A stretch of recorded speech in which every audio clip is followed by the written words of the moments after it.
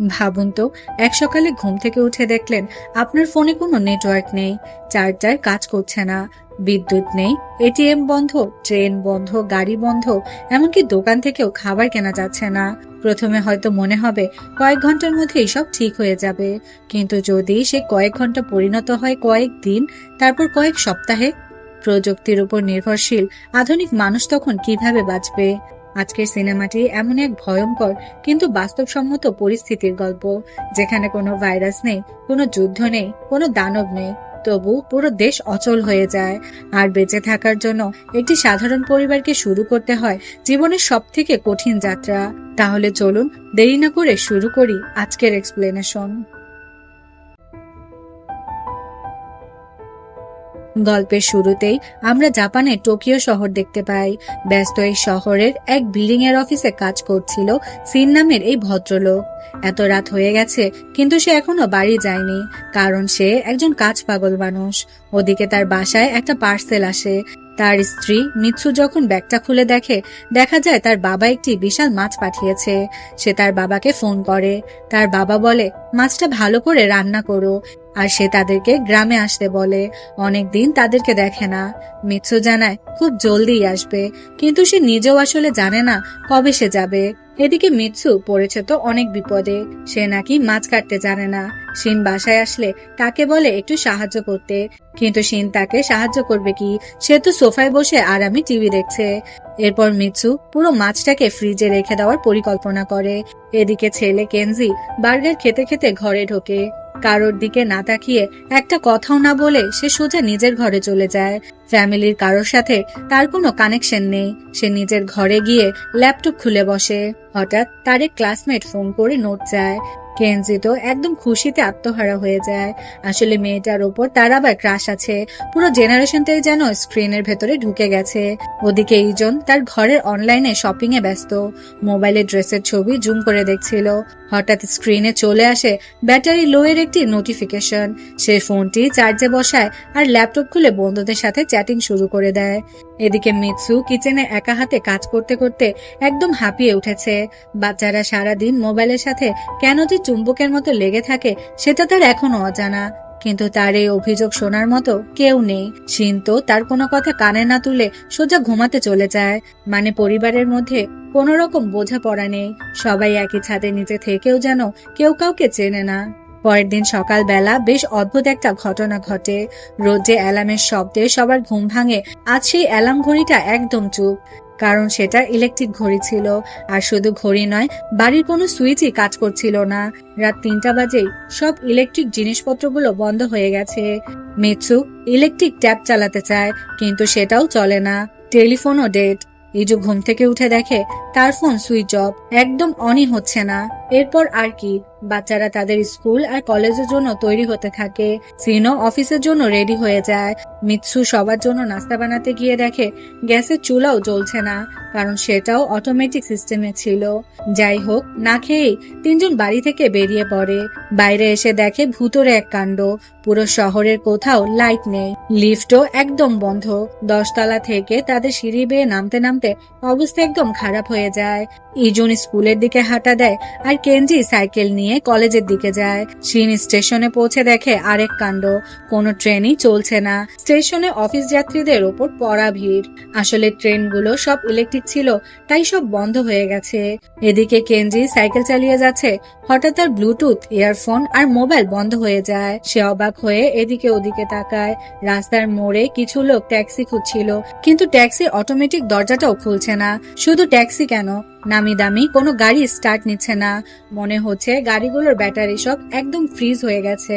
এরপর Mrs PoK দেখা যায়, যিনি রোজ লিফটে করে আবর্জনা ফেলতে নামতেন। আজ বেচারি 10 তলা থেকে হেঁটে নিচে নামছে। তার অবস্থা দেখেও বোঝা যাচ্ছে পরিস্থিতি কতটা খারাপ।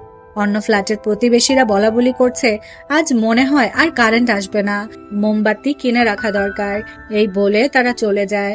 মিৎসু নিচে নেমেছিল, কিন্তু এখন আবার 10 তলা উপরে উঠতে হবে, এই কথা ভেবেই যেন তার কান্না পাচ্ছিল। ওদিকে শিন পায়ে হেঁটে অফিসে পৌঁছে যায়, কিন্তু অফিসের অটোমেটিক স্লাইড ডোরটাও কাজ করছিল না। সবাই মিলে জোর করে দরজাটা ফাঁক করে ভেতরে ঢোকে, কিন্তু ভেতরে ঢুকে লাভটা কি হবে? কম্পিউটার, ল্যান্ডফোন, সার্ভার সব তো মরে পড়ে আছে। বাচ্চাদের স্কুল কলেজেও খুব কম স্টুডেন্ট এসেছিল, কারণ যাদের সাইকেল নেই তারা তো আসতেই পারেনি। বাস, ট্রেন সবকিছু বন্ধ। অপরদিকে সুপারমার্কেটের দৃশ্যটা দেখার মতো। মোমবাতি আর ব্যাটারি কেনার জন্য মানুষ হুমড়ি খেয়ে পড়ছে। শহরের বেশিরভাগ লোকই ইলেকট্রিক চুলায় রান্না করত, তাই কারেন্ট ছাড়া তাদের রান্না বাড়া হচ্ছে না। ফলে সবাই রেডিমেড খাবার আর পানির বোতল কেনার জন্য কামড়াকামড়ি শুরু করে দেয়। আর টেকনোলজির ওপর মানুষ এতটাই নির্ভর হয়ে গেছে যে এই বিপদের দিনও মানুষ বিল পেমেন্ট করার জন্য ক্রেডিট কার্ড আর ডেবিট কার্ড বাড়িয়ে দিচ্ছিল। দোকানদার পরিষ্কার জানিয়ে দেয় অনলি ক্যাশ। যাদের কাছে নগদ টাকা ছিল তারাই জিনিসপত্র কিনে চলে আসে। অফিসের বস সবাইকে ছুটি দিয়ে বলে, যখন কারেন্ট আসবে তখন আবার তোমাদের মুখ দেখবো, এখন চলে যাও। বাড়ি ফেরার পথে সিন একটি সাইকেলের দোকানে ঢোকে। হঠাৎ করে সাইকেলের কদর দারুণ বেড়ে গেছে, কারণ এটা চালাতে কোনো তেল বা কারেন্ট লাগে না। কিন্তু সুযোগ বুঝে দোকানদারও দাম বাড়িয়ে আকাশ ছোঁয়া করে ফেলেছে। সে বলে, স্যার দেরি করবেন না, স্টকে মাল কিন্তু শেষ হয়ে যাচ্ছে। বেচারা শিন উপায় না দেখে চড়া দামে একটি সাইকেল কিনে নেয়। এরপর সে সাইকেলটা নিচে পার্ক করে আবার সেই 10 তলা সিঁড়ি বেয়ে ওপরে ওঠে। বেচারার দম বেরিয়ে যাওয়ার মতো অবস্থা। কোনো মতে সবাই যখন বাড়ি ফেরে তখন সন্ধ্যা হয়ে গেছে। রাতে পুরো ফ্যামিলি লিভিং রুমে বসে ক্যান্ডেল লাইট ডিনার করে। রোমান্টিক শোনালেও পরিস্থিতি কিন্তু মোটেও রোমান্টিক নয়। কিচেনের সিঙ্ক আর টয়লেটের ফ্লাশও কাজ করছে না, কারণ সেগুলো সব পাম্পের পানিতে চলে। শিন এতটাই দায়িত্ববান যে মোমবাতির আলোতেও অফিসের ফাইল দেখছিল। মিৎসু বেলকনিতে দাঁড়িয়ে আকাশের দিকে তাকিয়ে ভাবে, এই লোকটার সাথে আমার জীবনটা বরবাদ হয়ে গেল। তবে শহরের সব লাইট বন্ধ থাকায় রাতের আকাশটা আজ অদ্ভুত সুন্দর লাগছে। বাচ্চাদের কাছে আজ ফোন বা ল্যাপটপ কিছুই নেই, তাই বোর হয়ে তারাও ব্যালকনিতে চলে আসে। পুরো ফ্যামিলি সেখানে দাঁড়িয়ে আশা করে কাল নিশ্চয়ই কারেন্ট চলে আসবে, কিন্তু না, পরের দিনও কারেন্ট আসে না। মিৎসুকে এখন ওয়াশিং মেশিনের বদলে হাতেই সব কাপড় ধুতে হচ্ছে, তবু খুব মেপে পানি খরচ করতে হচ্ছে। এদিকে শিন চলে যায় অফিসে, কিন্তু বস তাকে দেখে আবার প্রচন্ড রেগে যায়। আসলে বেচারা তো আর কারেন্ট নিয়ে বসে নেই, কিন্তু শিনের তো আবার বাড়িতে বসে থাকারও অভ্যাস নেই, তাই সে সাইকেল নিয়ে এমনিতেই ঘুরতে বের হয়। এদিকে কেনজি তার ক্রাশের খোঁজ নিতে তার বাড়ির সামনে চলে আসে। গিয়ে দেখে তারা সব গুছিয়ে ফ্যামিলির সাথে কোথাও চলে যাচ্ছে। কেনজি জিজ্ঞেস করলে জানায়, শহরে খাবার দাবারের আর কোনো ব্যবস্থা নেই, তাই আমরা শহর ছেড়ে যাচ্ছি। বেচারা কেনজির প্রেম শুরু হওয়ার আগে শেষ হয়ে যায়। এদিকে বাড়িতে পানির সাপ্লাই বন্ধ। মিৎসু বালতি নিয়ে পার্কে যায় পানি আনতে। সেখানে লম্বা লাইন, কিন্তু সমস্যা হলো কারেন্ট ছাড়া তো পার্কের পাম্পও চলছে না। বাধ্য হয়ে লাইন দেওয়া মানুষগুলোকে খালি হাতে ফিরে যেতে হয়। শিন কিছু নগদ টাকা তোলার জন্য ব্যাংকে যায়, কিন্তু এটিএমও বন্ধ। দেখতে দেখতে 1 সপ্তাহ কেটে যায়, কারো কাছে কোনো খাবার নেই। এটা কি শুধু টোকিওতেই এমন হচ্ছে, নাকি পুরো দুনিয়াটাই থমকে গিয়েছে? হঠাৎ কারেন্ট এমন অদ্ভুতভাবে গায়েব হলো কিভাবে, আর কতদিন এভাবে চলবে? এই প্রশ্নগুলোর উত্তর কারোই জানা নেই। আপনার ফোন, টিভি, ইন্টারনেট সব বন্ধ। আপনি জানতেই পারছেন না পাশের শহরে কি হচ্ছে। টোকিওর প্রায় সব মানুষই এখন শহর ছাড়তে শুরু করেছে। তারা নিজেদের মালপত্র বেঁধে যে যেভাবে পারছে কাছের কোনো গ্রামে যাওয়ার জন্য বেরিয়ে পড়েছে। অ্যাপার্টমেন্টে থাকা এক বুড়ো বুড়ির অবস্থা সবচেয়ে খারাপ। তাদের দেখার কেউ নেই, খাবার নেই, একে একে তারা ফ্ল্যাটেই মারা যাচ্ছিল। শেষমেশ শিন সিদ্ধান্ত নেয় আর এখানে থাকা যাবে না। তারা মিৎসুর বাপের বাড়িতে যাওয়ার প্ল্যান করে। বাচ্চারা তো কিছুতেই গ্রামে যেতে চায় না, কিন্তু পেটের জ্বালায় আর কোনো উপায়ও নেই। তারা নিজেদের দরকারি জিনিসপত্র প্যাক করতে শুরু করে। ফ্লাইটের টিকেটের জন্য শিন তার জমানো সব ক্যাশ টাকা বের করে টেবিলে রাখে, কিন্তু 4 জনের টিকেটের জন্য সেটা যথেষ্ট নয়। তখন মিৎসু কিচেনের পুরনো কৌটো আর ড্রয়ারের গোপন কুটুরি থেকে তার জমানো টাকার বান্ডিল বের করে আনে। এতগুলো টাকা দেখে শিনের বাচ্চারা তো অবাক। এরপর তারা 4 জন সাইকেলে মালপত্র বেঁধে বেরিয়ে পড়ে। শিন মিৎসুকে সাইকেলের পেছনে বসিয়ে এয়ারপোর্টের দিকে যেতে শুরু করে। অনেকদিন পর তারা এইভাবে খোলা রাস্তায় বেরিয়েছে। পথে তারা দেখে এক আজব দৃশ্য। রাস্তার ধারে শাকসবজি বিক্রি হচ্ছে, কিন্তু তার দাম স্বর্ণের চেয়েও বেশি। আসলে পানি ছাড়া চাষবাস হচ্ছে না, তাই যা অল্প একটু সবজি আছে তার দাম আকাশ ছোঁয়া। মিৎসি দোকান থেকে অনেকগুলো পানির বোতল কিনে নেয়। দাম শুনে চোখ কপালে ওঠার মতো, কিন্তু মিৎসু কোনো কথা না বলে টাকা দিয়ে দেয়।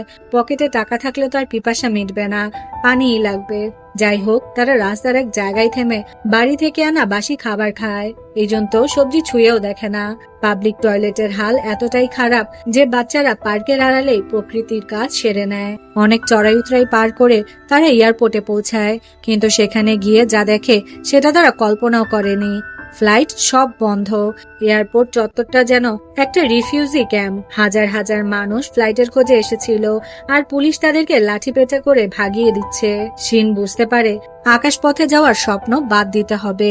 তারা অনেক বেশি টাকা দিয়ে কাছে একটা হোটেলে থাকার ব্যবস্থা করে। ডিনারের সময় শিনকে অনেক চিন্তিত দেখা যায়।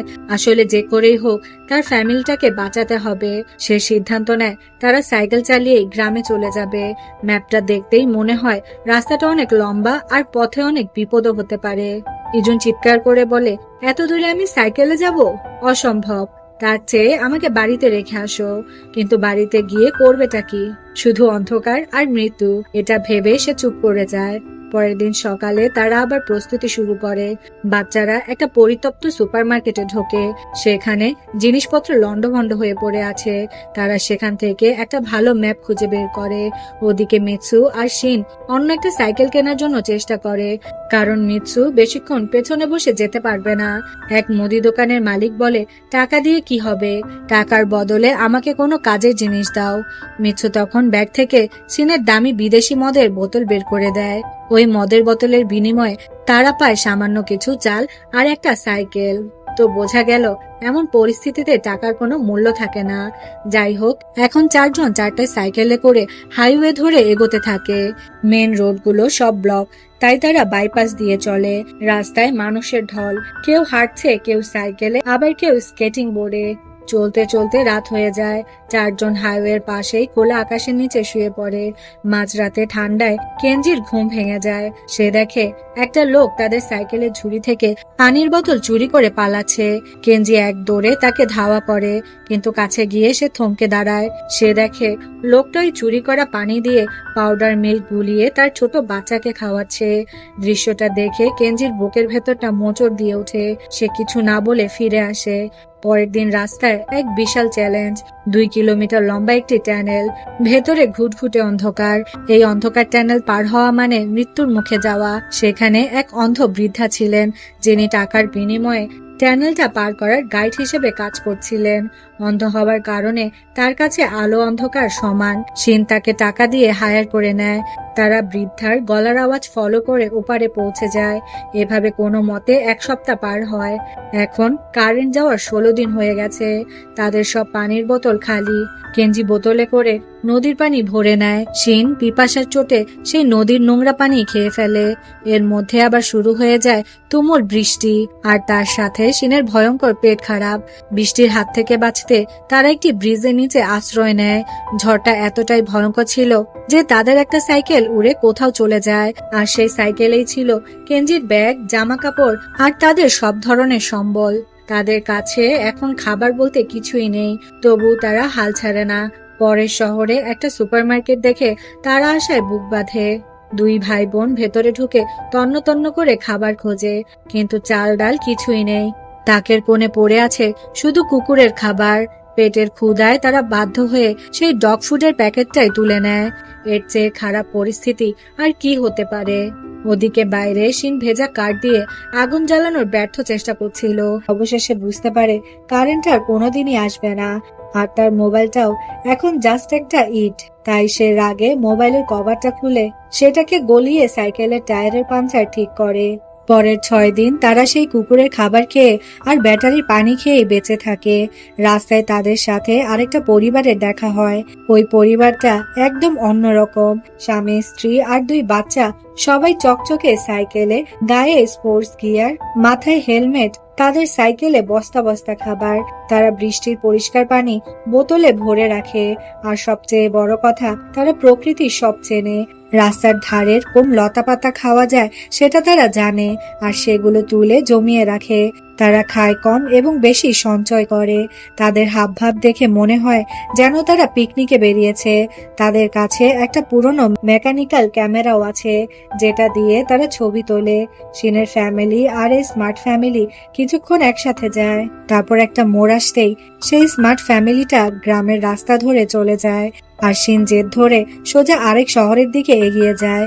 তার বিশ্বাস সেখানে গিয়ে সে কারেন্ট পাবে। আসলে শিন একটু স্বস্তি পেয়েছিল ওই ফ্যামিলিটাকে চলে যেতে দেখে, কারণ তাদের পারফেকশন দেখে তার অনেক হিংসা হচ্ছিল। সে যদি তার ফ্যামিলিটাকে ভালো মতো চালাতে না পারে, তবে বাবা হিসেবে সে তো ব্যর্থ, এটা সে ভাবছিল। যাই হোক, বাচ্চাদের জামা কাপড় খুবই নোংরা আর ছিঁড়ে গেছে। সেই একই পোশাকে তারা পরের শহরে পৌঁছায়, কিন্তু সেখানে গিয়েও একই হতাশা। সেখানেও কারেন্ট নেই। কেনজি আর সহ্য করতে না পেরে সে বাবার উপর ফেটে পড়ে। সে বলে, তুমি তো বড় বড় স্বপ্ন দেখেছিলে, কই কারেন্ট? আমরা শুধু শুধু এত দূর আসলাম। পরিস্থিতি খারাপ দেখে মিৎসু দুজনকে থামায়। সামনে একটা অ্যাকুরিয়াম দেখা যায়, যেখানে প্রচুর ভিড়। কাছে গিয়ে তারা দেখে এক বীভৎস দৃশ্য। অ্যাকুরিয়ামে দামি দামি মাছ আর পোকামাকড় রান্না করে বিক্রি করা হচ্ছে। শিনের ফ্যামিলিও ক্ষুধার্ত হয়ে লাইনে দাঁড়ায়, কিন্তু তাদের পালা আসার আগেই সব খাবার শেষ। শিন পাগলের মতো শেফের পা জড়িয়ে ধরে বলে, প্লিজ অন্তত আমার বাচ্চাদের জন্য কিছু একটা দিন। কিন্তু এতে কোনো লাভ হয় না। তো কারেন্ট যাওয়ার এখন 67 দিন চলে। সবার শরীরে আর এক বিন্দু শক্তি নেই। সাইকেল ঠেলতে ঠেলতে তারা একটা খামারের কাছে এসে ধপাস করে পড়ে যায়। মিৎসু আর কেনেজি ঘাসের আড়াল থেকে উকি দিয়ে দেখে একটা শূকর হেঁটে বেড়াচ্ছে। খিদে মানুষকে দিয়ে কি না করায়। শিন যে জীবনে একটা মাছও মারেনি, সে এখন শূকরটাকে ধরার জন্য পাগলের মতো দৌড়াচ্ছে। অনেক কষ্ট করে শেষমেশ তারা ওটাকে মারে, কিন্তু প্রসঙ্গ এখন এটাকে কাটবে কে? মিৎসু তো মাছি কাটতে জানে না। তখন সেখানে বৃদ্ধ চাষি এসে হাজির হয়। সে তাদেরকে সাহায্য করে। যে ইউজুন আগে মাছের গন্ধে টিকতে পারত না, সে এখন এই শূকরের মাংস খাচ্ছে। এই বৃদ্ধ লোকটা তাদের আশ্রয় দেয়, শর্ত একটাই, কাজের বিনিময়ে খাবার। শিনের ফ্যামিলি এখন শূকর কেটে রোদে শুকানোর কাজ করে। মিৎসু কাঠের চুলায় পানি গরম করে। প্রায় 2 মাস পর তারা গরম পানিতে গোসল করে মনে হয় যেন স্বর্গে এসেছে। সেই বৃদ্ধ তাদের নতুন জামা কাপড় দেয় আর বলে, এগুলো আমার ছেলে আর তার পরিবারের জন্য কিনেছিলাম। তারা আমেরিকা থেকে আসার কথা ছিল, কিন্তু আর আসেনি। এই কথা শুনে মিৎসুর চোখে পানি চলে আসে। তার নিজের বাবার কথা মনে পড়ে। কিছুদিন তারা এই বৃদ্ধের কাছেই থাকে। সেই বৃদ্ধ তাদেরকে বলে, তোমরা চাইলে সব সময়ের জন্য এখানে থাকতে পারো, আমারও সঙ্গী জুটবে। কিন্তু শিন জানায় তাদের গন্তব্য গ্রামের দিকে। বৃদ্ধ তাদের জোর করে না। যাওয়ার সময় তিনি তাদের শুকিয়ে রাখা মাংস আর কিছু টাকা দিয়ে দেন। আবার শুরু হয় সাইকেলের যাত্রা। 3 দিন পর তারা একটি বড় নদীর সামনে এসে থমকে দাঁড়ায়। ব্রিজটা ভাঙা, পার হওয়ার কোনো উপায় নেই। শিন কাঠ জড়ো করে একটা ভেলা বানায়। প্রথমে মালপত্র আর বাচ্চাদের ওই পারে পৌঁছে দেয়। তারপর শিন আর মিৎসু সাইকেল আনার জন্য আবার এপারে আসে। ইতিমধ্যে শুরু হয়ে যায় ঝড় বৃষ্টি। নদীর স্রোত বেড়ে যায়। ভেলাটা নড়বড়ে হয়ে কাঠগুলো খুলে যেতে থাকে। মিৎসু কোনো মতে ওই পারে পৌঁছালেও শিন পানির স্রোতে ভেসে যায়। চোখের সামনে বাবাকে ভেসে যেতে দেখে বাচ্চারা চিৎকার করতে থাকে। সারা রাত তারা নদীর পাড়ে বাবাকে খোঁজে, কিন্তু শুধু তারা মাথার উইকটাই খুঁজে পায়। এখন কারেন্ট যাওয়ার 94 দিন চলে। বাবাকে হারিয়ে তারা এখন নিঃস্ব। কেনজি এখন ফ্যামিলির দায়িত্ব নেয়। সে বোনকে সাহস যোগায়, কিন্তু বিপদ যেন পিছু ছাড়ে না। একদল কুকুর ইজুর ব্যাগে থাকা মাংসের গন্ধে তারা তাড়া করে। পালাতে গিয়ে ইজু গর্তে পড়ে পা ভেঙে ফেলে। কুকুরগুলো তাকে ঘিরে ধরে। কেনজি আর মিৎসু যখন বাঁচার আশা ছেড়ে দিয়েছে, ঠিক তখনই দূরে একটা ট্রেনের হুইসেল শোনা যায়। শব্দ শুনে কুকুরগুলো পালায়। সেটা ছিল একটা কয়লা চালিত স্টিম ইঞ্জিন ট্রেন। ট্রেনের ড্রাইভার তাদের দেখে ব্রেক করে। মিৎসু আর বাচ্চারা কোনো মতে ট্রেনে ওঠে। সেখানে মিৎসুর পায়ে ব্যান্ডেজ করে দেওয়া হয়। ট্রেনের জানালা দিয়ে হঠাৎ বাচ্চারা দেখে নদীর চরে পাথরের ফাঁকে একটা লোক পড়ে আছে, তার মাথায় চুল নেই। মিৎসু ভালো করে তাকিয়ে দেখে সেই মানুষটা আসলে শিন। সে বেঁচে আছে। শিন নড়তে পারছিল না, কিন্তু তার পকেটে থাকা লাইটারটা জ্বালিয়ে সে সংকেত দেয়। মিৎসু চিৎকার করে ট্রেন থামায়। এরপর সবাই একে অপরকে জড়িয়ে ধরে কান্নায় ভেঙে পড়ে। মিৎসু শিনের সেই কুড়িয়ে পাওয়া উইকটা তাকে ফেরত দেয়, কিন্তু শিন ওটা ছুঁড়ে ফেলে দেয়। এই নকল জিনিসের আর দরকার নেই। এরপর ট্রেনটা একটা টার্নেলে ঢোকে। যেহেতু এটা বয়লার ইঞ্জিন, তাই ট্রেনের ভেতরটা ধোঁয়ায় সবার মুখ কালো হয়ে যায়। টার্নেল থেকে বেরিয়ে তারা একে অপরকে দেখে হাসাহাসি করে।